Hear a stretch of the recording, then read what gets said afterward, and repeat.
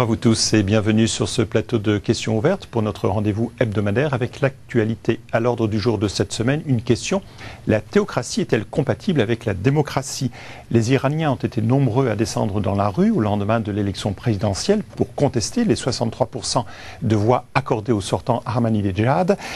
Les dignitaires religieux de la République islamique sont ainsi bousculés par un peuple qui revendique sa liberté. Alors, l'Iran des mollahs et des ayatollahs, peut-il survivre avec des principes démocratiques? Des préceptes religieux peuvent-ils guider des régimes politiques? Nous allons tenter de répondre à ces questions avec l'aide, comme chaque semaine, d'éditorialistes de médias chrétiens.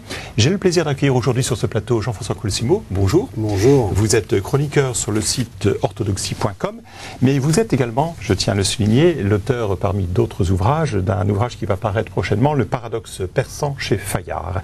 Et vous avez également réalisé un documentaire sur l'Iran très récemment qui notamment a été diffusé sur Arte.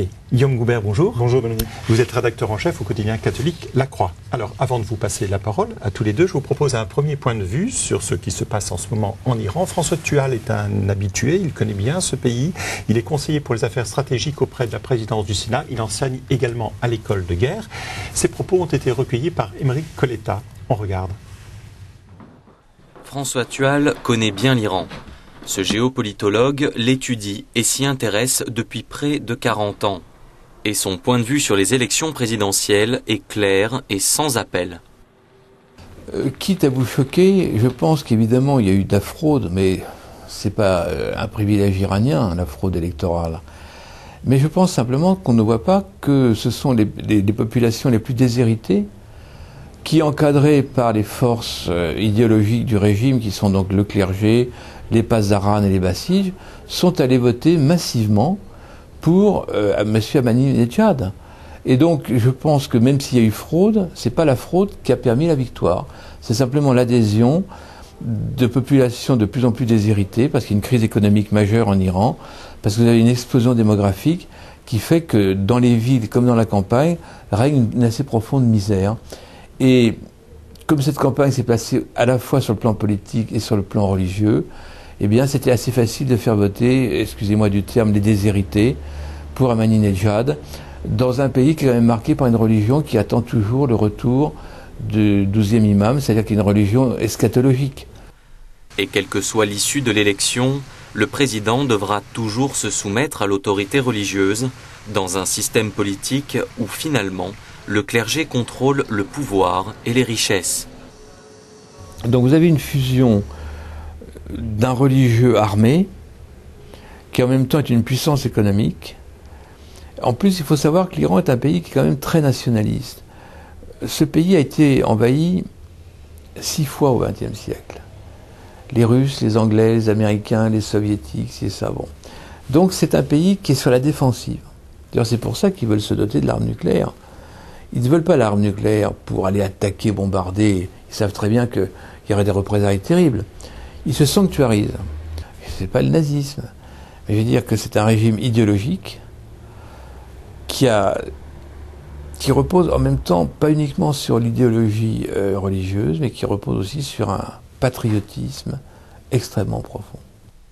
Mais si ce patriotisme est partagé par la plupart des Iraniens, le degré d'implication du clergé dans le pouvoir politique suscite quant à lui plus de controverses. Il peut y avoir une théocratie démocratique dans la mesure où la puissance cléricale se veut simplement inspiratrice, déterminatrice. Mais si elle dit maintenant ça suffit, c'est moi qui commande, alors là on tombe dans la dictature. C'est un enjeu et je crois qu'actuellement il y a un certain nombre d'ayatollahs en Iran qui rappellent que la tradition chiite est une tradition d'inspiration du pouvoir politique, mais on me dit que ça commence à être arrêté. Nous sommes à une époque de l'histoire humaine où on ne va pas enquiquiner les gens chez eux pour savoir comment ils vivent et comment est-ce qu'ils font. Or, ce quadrillage politico-religieux de l'Iran, avec ce quadrillage de la vie privée, ça ne peut plus tenir à notre époque. Alors, Jean-François Colsimo, peut-on, d'abord, première question, parler de théocratie en Iran, puisqu'il y a la légitimité religieuse avec le guide suprême, mais il y a aussi une légitimité populaire avec des élections. Oui, c'est un régime extrêmement compliqué. Le terme le plus approprié, c'est celui qui se donne, ce régime, c'est République islamique. Donc il y a évidemment un fort facteur religieux, c'est évident, islamique, voulu par l'imam Khomeini, avec l'invention produite par l'imam Khomeini de ce qu'on appelle le tutorat théologique, qui correspond à ce rôle du guide suprême, le Veliyat al-Faqih, c'est-à-dire vraiment, il y a une jurisprudence, la jurisprudence canonique, la jurisprudence religieuse coiffe le droit civil. Et en même temps, c'est une république, ça a été une révolution qui se voulait progressiste au départ, n'est-ce pas? Ça peut sembler curieux pour nous, parce que c'est une image fanatisée médiévale. Rappelons, en 1979, avec le retour de Khomeini, qui est exilé en France et qui rentre en Iran. Absolument. Et donc, en fait, on est face à un régime qui, effectivement, connaît des élections, on le voit bien, ou même lorsqu'il y a des fraudes magistrales, elles sont contestées dans la rue. Mais ce régime, il correspond aussi à des organes de pouvoir bien compliqués, des organes qui se régulent entre eux. Il y a plusieurs conseils. Il y a un Parlement qui est réellement élu. Le Parlement s'oppose parfois au gouvernement ou à la présidence. Et puis, effectivement, il y a le fait que dans ce Parlement, les minorités sont représentées. Il y a un député juif, il y a 2 députés zoroastriens, 2 députés arméniens pour les chrétiens et 2 autres assyriens pour les chrétiens. Donc, on n'est pas dans un monde totalitaire au sens où nous entendrions ce totalitarisme. On est face à un régime autoritaire, un régime répressif, un régime policier, un régime révolutionnaire qui emprunte en fait à la modernité pas mal de ses attributs, n'est-ce pas?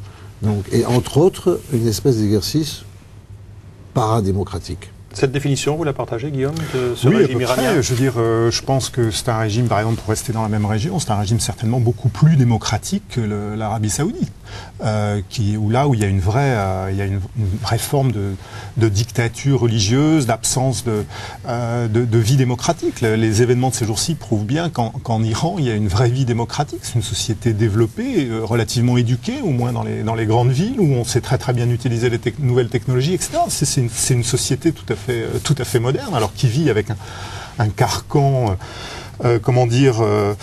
théologico-autoritaire qui lui pèse beaucoup, à l'évidence, mais c'est pas une dictature, c'est pas la Corée du Nord. Alors, en ce jour d'épreuve de baccalauréat, sans rentrer dans le détail, bien sûr, de cette définition de régime, le fait que ce soit un haut lieu du chiisme, Jean-François Colosimo, Guillaume Gobert faisait allusion à l'Arabie Saoudite, côté sunnite notamment, le chiisme est-il plus porteur de liens naturels avec une implication politique plus non. Que le sunnisme? Mais sinon, c'est tout à fait le contraire. C'est le sunnisme qui, je dirais, confond l'ordre temporel et l'ordre spirituel, les fusionne en tout cas dans la notion d'Oumma et toute une théorie du pouvoir avec le califat.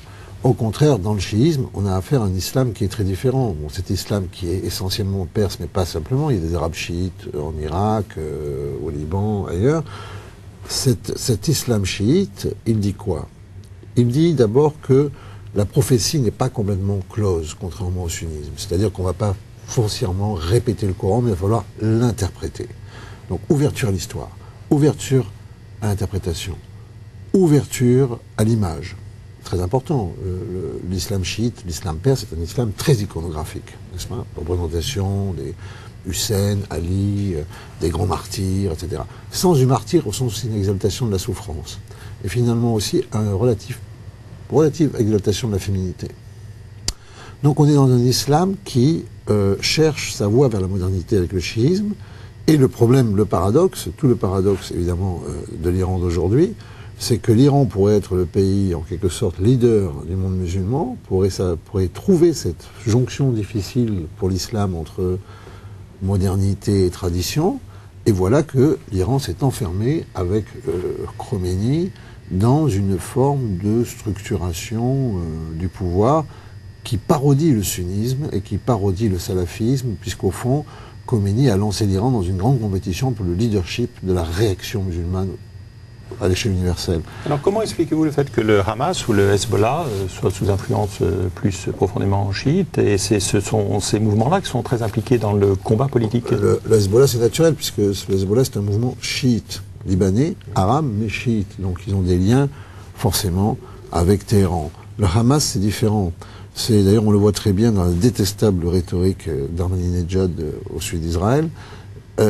Les Iraniens qui sont pour l'essentiel des Perses et ne sont pas des Arabes, et qui sont pour l'essentiel des chiites et donc minoritaire, c'est 10% de l'islam, et non pas des sunnites, pour asseoir leur révolution, leur volonté d'hégémonie régionale, leur nationalisme, parce qu'au fond, la religion de l'Iran, c'est pas l'islam, ils font de la surenchère sur la question palestinienne. D'où les liens avec le Hamas. Mais je ne crois pas que cette question soit si centrale pour eux. En fait. Alors Guillaume, revenons un peu à ce qui se passe dans les rues à Téhéran. À votre avis, vous avez donc un suivi régulier à la Croix avec vos correspondants. Qu'est-ce qui conteste les gens dans la rue? Est-ce qu'ils contestent des élections qui auraient été truquées? Est-ce qu'ils contestent un président sortant qui ne supporte plus? Ou est-ce qu'ils contestent carrément le régime politique iranien? Oui, le tout. Il me semble que c'est le tout. La question, c'est, comme le disait François Tual tout à l'heure, c'est qu'il y a certainement un décalage important. Je parle sous le contrôle de Jean-François qui connaît beaucoup mieux ce pays que moi.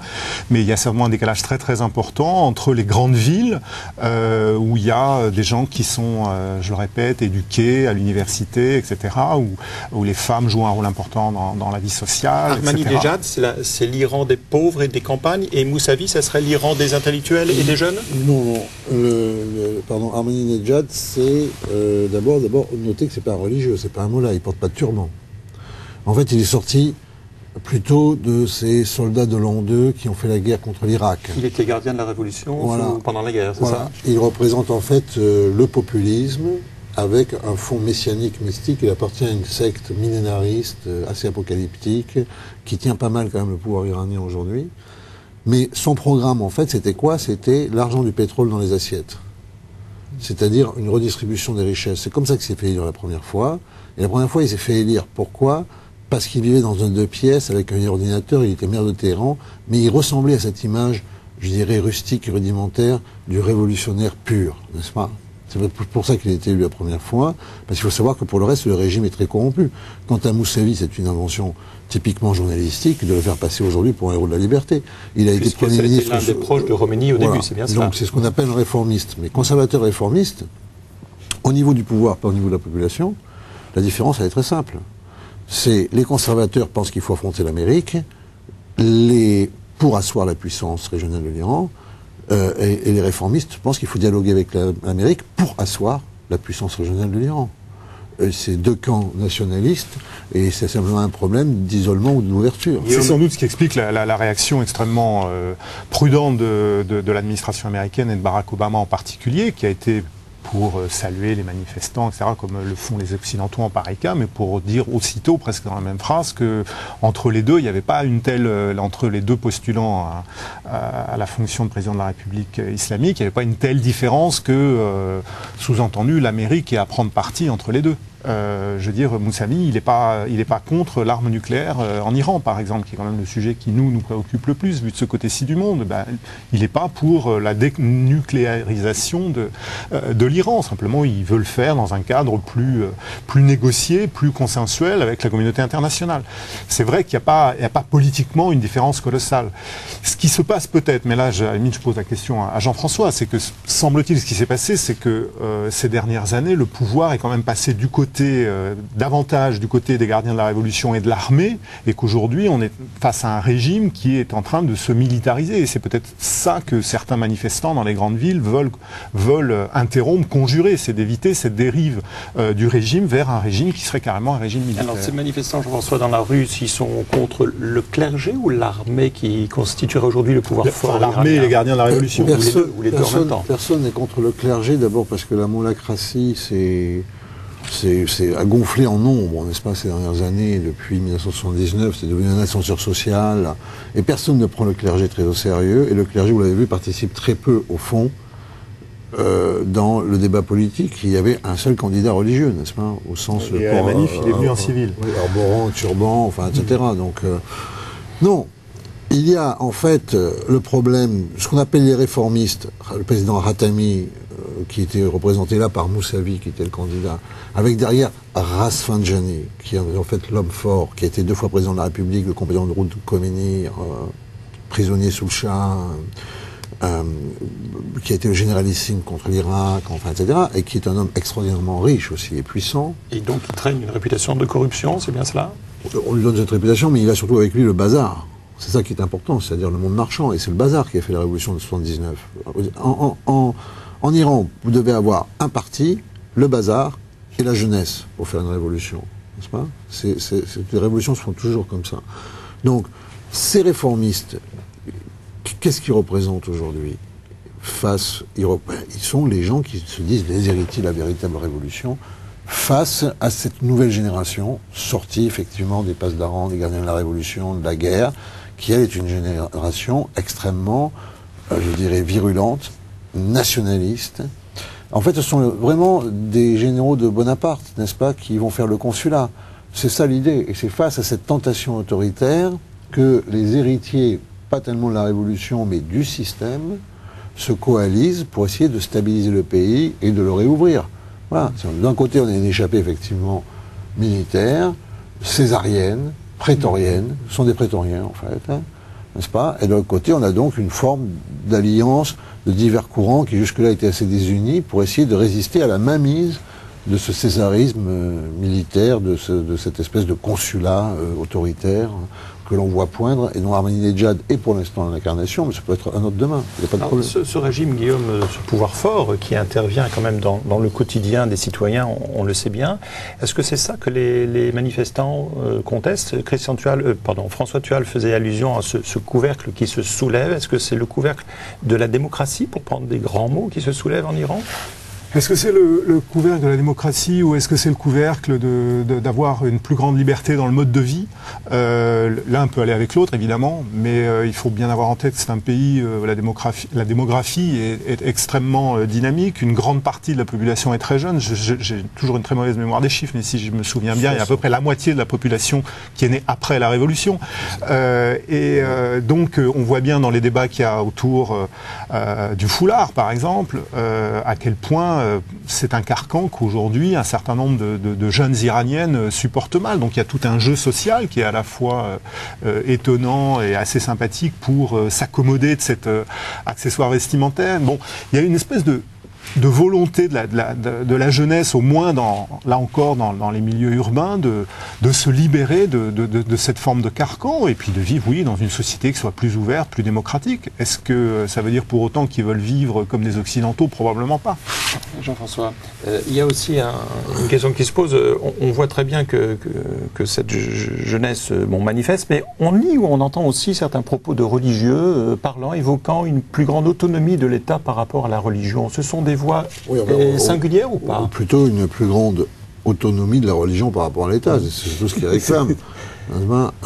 Non. Mais ça veut dire c'est un coup de canif sur le système de la République islamique? Bien sûr, mais dans la tradition chiite, il y a toujours eu une opposition à la confusion entre l'État et, ce qu'on pourrait appeler l'Église, puisque le chiisme, c'est quand même le seul islam qui est un clergé clair, organisé, etc. Donc il y a toute une réflexion théologico-politique chiite qui écarte finalement la solution qu'a promue l'imam Khomeini. L'imam Khomeini a réellement inventé quelque chose, c'était pas ça la tradition chiite. Beaucoup de ses opposants religieux ont été éliminés lors de la Révolution. Certains d'autres ont fui à l'étranger. Aujourd'hui, l'homme dominant de l'Irak, puisque l'Irak est à majorité chiite, c'est l'ayatollah Sistani. L'ayatollah Sistani est opposé à toute confusion entre le religieux et le politique. N'est-ce pas? Donc, il est tout à fait normal que, par exemple, le grand ayatollah Sanei, qui est source d'imitation, c'est la plus haute, c'est un sorte de cardinal, c'est le plus haut grade de la... Il y en a 5 en Iran. Vous avez l'ayatollah Marja, c'est comme ça qu'on les appelle, Marja Taqi, oui, c'est ça, les Marjas, les sources d'imitation, n'est-ce pas, qui est un très très grand canoniste que j'ai rencontré à Com. Lui, il est pour la distinction entre le spirituel et le temporel. Et il pense qu'il est temps que le chiisme soit illustré par autre chose que par le politique. Donc ils existent, ces gens-là. Guillaume, dans un pays comme la France, qui vante son système laïque, dans un Occident qui a parfois beaucoup de mal à comprendre l'Orient compliqué, pour ne pas reprendre des clichés, est-ce que vous pensez qu'on peut en Occident comprendre ce système de république islamique et son évolution? Bon, nous, on a beaucoup de mal. En tout cas, les Français particulièrement, on a une très très grande difficulté. Bon, on l'a dit tout à l'heure, Jean-François l'a souligné, c'est un système extrêmement complexe avec différentes instances qui se croisent, dont les responsabilités pour nous sont pas véritablement limpides. Donc à la fois un système institutionnel compliqué et une interaction là, également complexe entre le religieux et le profane. Non, c'est extrêmement difficile à comprendre pour nous. Cela dit, certainement beaucoup de Français y verront un encouragement à la laïcité. compliqué, c'est-à-dire qu'il est quand même plus sain d'avoir une distinction claire entre le spirituel et le temporel. Simplement, peut-être en France, on pousse parfois un peu trop à l'autre extrême, c'est-à-dire que c'est au point de considérer que la religion est une affaire strictement privée et qu'il ne faut surtout pas que les religions s'expriment dans le débat politique, ou dans le débat public, plus exactement. Et ça, c'est peut-être un autre excès. Jean-François, est-ce qu'on va sur cette pente de dire que des ayatollahs, il y en a du côté d'un excès d'islamisme, et il peut y avoir aussi de l'autre côté des ayatollahs? Du côté d'une laïcité trop... Je crois que c'est plus tout à fait au goût du jour. Je crois que la question ne se pose plus exactement comme ça. Pour revenir à l'Iran, et peut-être on reviendra à la France ensuite, pour revenir à l'Iran, l'idée fondamentale, c'est que la religion est une part de l'identité nationale. C'est ça. C'est aussi simple que ça. Donc, encore une fois, la religion de l'Iran, c'est l'Iran. C'est pas l'islam, c'est pas le chiisme. La plus grande fête iranienne, c'est Nowruz, c'est une fête zoroastrienne. Il faut rappeler que c'est la religion, on peut le définir comme la religion avant l'islam. Ouais, c'est la religion, oui, c'est la première grande religion du monde indo-européen. Enfin, c'est Zoroastre, c'est quelques milliers d'années, vous voyez, avant tout le monde. C'est l'inventeur de la morale, du dualisme, etc. Bon. Donc, ça me semble important. Et en fait, il ne faut pas s'attendre à ce que ces pays vivent dans des régimes de stricte laïcité comme nous pouvons connaître nous. D'ailleurs, les États-Unis eux-mêmes ne vivent pas une laïcité qui est tout à fait la même que la nôtre. Non, c'est sûr. On pourrait dire d'ailleurs qu'à un sens, la laïcité, avec son héritage judéo-chrétien, biblique, mais aussi avec les disputes qu'elle a provoquées, est devenue un peu aujourd'hui la religion de la France, n'est-ce pas? Mais bon, c'est une laïcité neutre aujourd'hui, voire bienveillante à l'égard des phénomènes religieux. On n'est pas du tout sur le même schéma en Iran. L'Iran restera nationaliste, avec ou sans la religion, ça c'est sûr. Je vous propose de passer à notre rubrique à la une.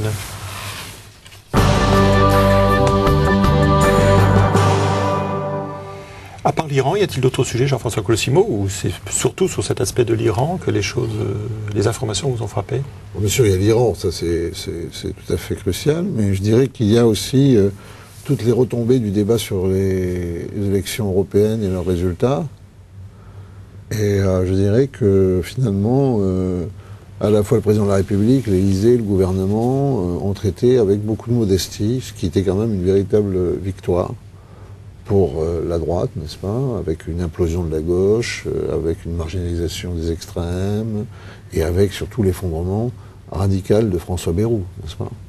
Donc je trouve que là, c'est bien parce que cette modestie permet aussi de reprendre la question des réformes au sein de la crise, parce que la crise est là, elle demeure, mais malgré tout, voilà, ça permet d'avancer politiquement, donc on est dans l'attente.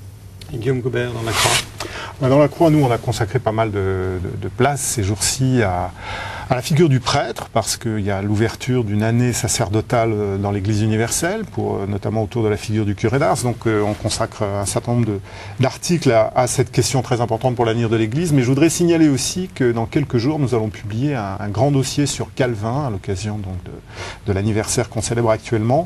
Et ce qui nous fait plaisir, c'est que c'est un dossier que nous avons réalisé conjointement avec l'hebdomadaire Réforme, dont on connaît bien Jean-Luc Mouton, qui est souvent sur ce plateau de cette émission. Merci, et nous passons à notre ultime rubrique, en bref.